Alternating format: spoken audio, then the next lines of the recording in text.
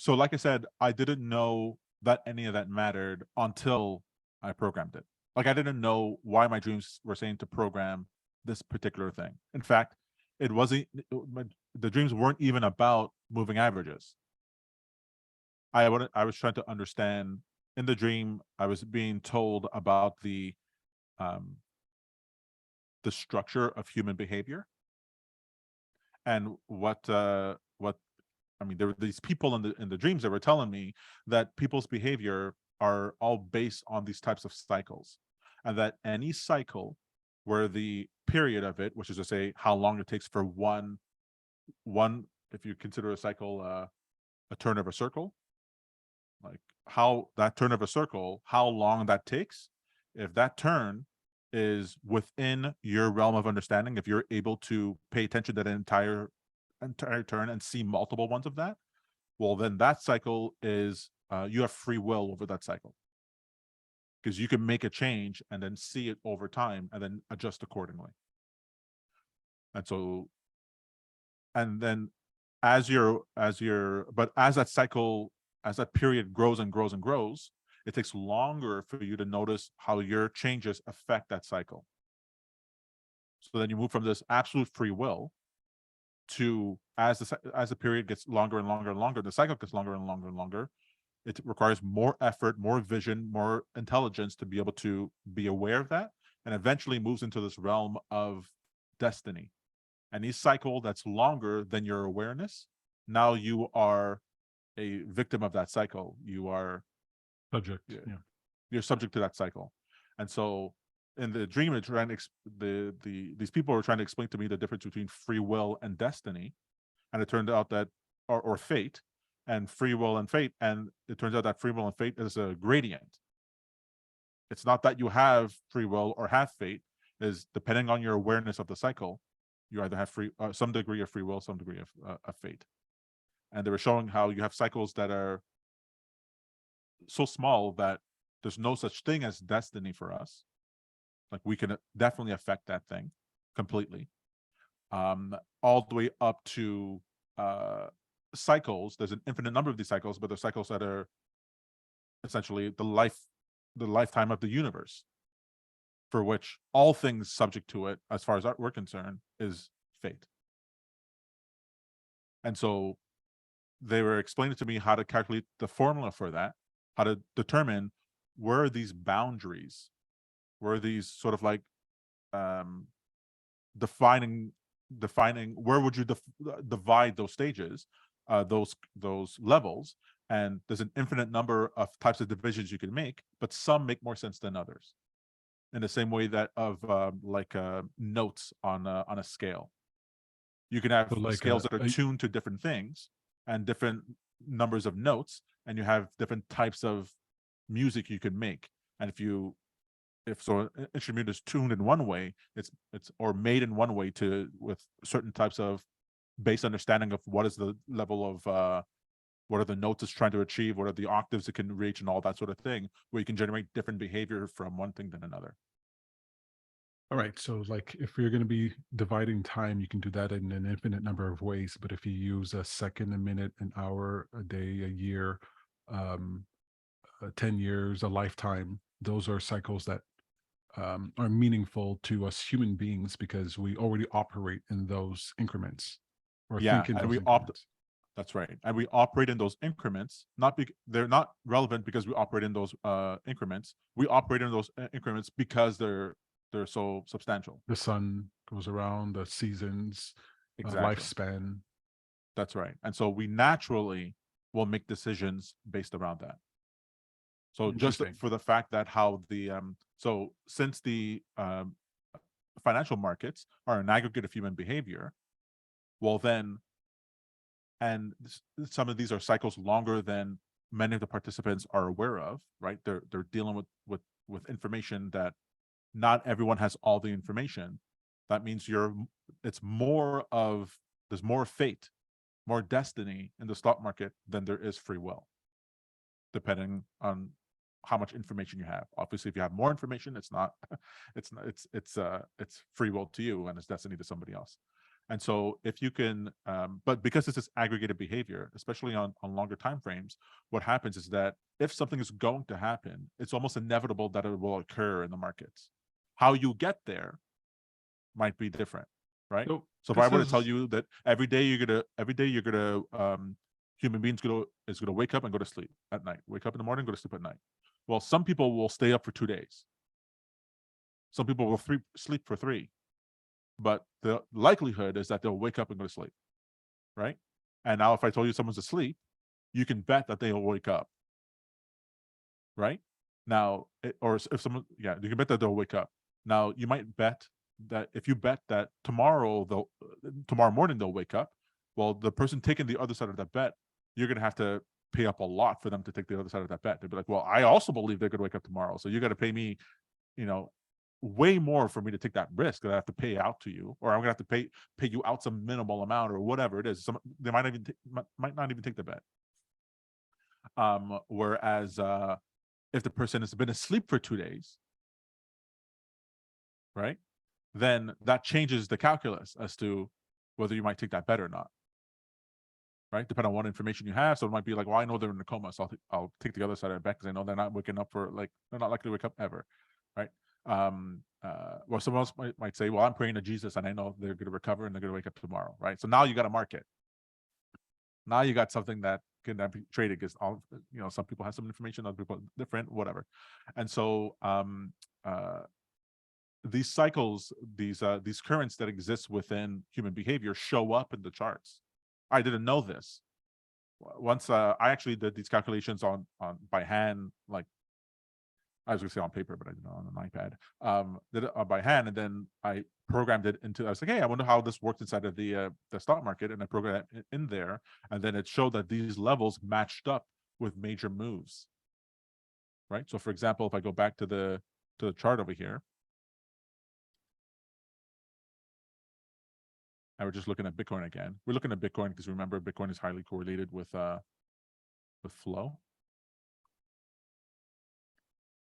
So we look at the it's behavior. like finding out the static on your TV matches the background radiation of the universe.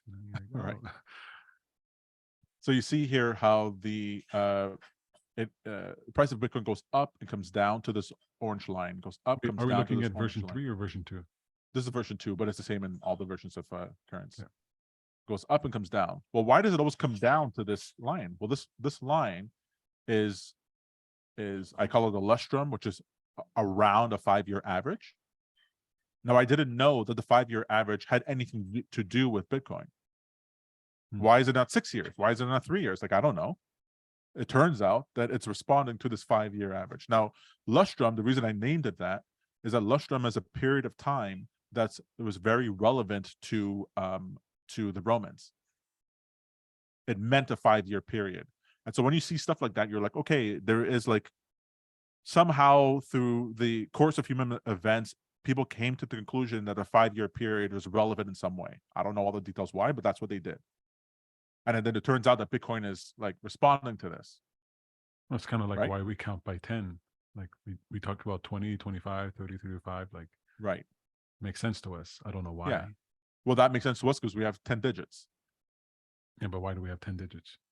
Well, that's the other thing. It's sort of like, we have 10 digits because it's sort of like that's what's, because it's a base thing within the universe or within our perception of the universe, it's showing up that way. Other people, I think the Sumerians, they counted by the number of knuckles, right? So they have 12 knuckles that they can reach if they don't count their thumb, and they had a base 12 system. Right? Anyways, all these things are pretty interesting, but I just wanted to show here. So the 5-year turns out matters for the bottoming of Bitcoin, right? For how low it'll go, So but not for how high it'll go. So when you imported this formula and you saw that Bitcoin was kind of bouncing off of this 5-year lustrum, you were like, oh, right. That's pretty interesting. That's pretty And if interesting. it was just that, I could be like, okay, fine. Anyone could figure out that it's a 5-year moving average. Fine. But then you look at this fuchsia line, which is the yearly, right? And every time after a run up, if it crossed that area first, it would bounce off that area and then cross down. See how it bounces here and then falls down? And then over here did the same thing, bounced off that area, and then fell down. Yeah. Here it actually it bounced on the other way on the way up and then fell down. When you see stuff like that, you go, hey, wait a second, 3 times it did that? And where it fell down to was to the lustrum? That's interesting. Just kind of creepy Yeah. And then when you zoom into or spooky, I should say. when you zoom into more of like the daily time frame, why is it that the price hit up against this the year average, fell down to the lustrum, and then when it climbed back up, it bounced on the same seasonal level that was where these peaks hit before. These peaks all hit near the seasonal level. You go, what does that have to do with anything? It's responded to the seasonality. Interesting. Every time it comes back to the seasonal average, it's getting more energy or losing energy, depending on if it's a bullish or bearish trend, and moving from there. Right? Not for nothing, here the monthly average came up, and it's boosting the price. Right? It's like, oh, when it turns out that when this monthly average gets close to the candle, it goes up. When the monthly average gets close to this candle, it moves up. That's interesting. Right? It's interesting that that's given energy. So I don't know all the details of it. All I know is that it's interesting that these things are happening. And you could get down to all kinds of different levels. Like I've studied this all the way down to the 10-second level, the 1-second level, and you get different types of that. It's all matching up to these currents that happen within human behavior. It's just all very interesting and very fascinating. It's kind of like look how it bounces. Right here it bounced, and right here it bounced, and then right here it bounced. This is a shift. I call it a shift just because it's the I name these things. The names didn't come from my dreams, but it turns out a shift, like a shift of work. Oh, it has something to do with it. this makes me think of counting cards, or like at a casino. Like if so, when it comes to counting cards, like if you know how many decks they're using, when what they use to shuffle the deck, when the guy is going on his break or whatever, like if you had that information, you could more easily predict the likelihood of your winning hand. It's just that most people can't hold on to hold on to all that information, and so for them it's fate, it's destiny. It's fate. But if you could, you would have free will. You'd be like, no, 18 aces have already passed, and the likelihood that this one is an ace is, you would be able to kind of tell. Yeah. So this cycle is this, it's like I cannot hold all this information in my head to look at this chart to make these decisions, but the calculations of cycles is kind of giving me an artificial boost to my cycle so that I can actually make better decisions within a cycle period that is greater than what I can retain. Exactly. Especially since you have to pay attention to so many of these cycles, right? Because they're all the different cycles are interacting with one another. So for example, there's a seasonality that happens in the markets where during the late spring and summer months, people go on vacation. And then they come back in the fall and whatever. So this is our whole idea. I don't know if you heard it before, selling May and go away. So there's a cyclicality that happens there just through normal human behavior. And why is it that the people leave during the summer? Well, it's because it's warmer. Okay, so then it turns out that the weather and the seasons have something to do with the flow of dollars and the activity within the markets. You go, oh, okay, yeah, that makes sense. It's called seasonality. All that's in your cycles. Well, no, that's a yes, but that's like a normal thing, right? That's a normal thing that seasonality exists in anything.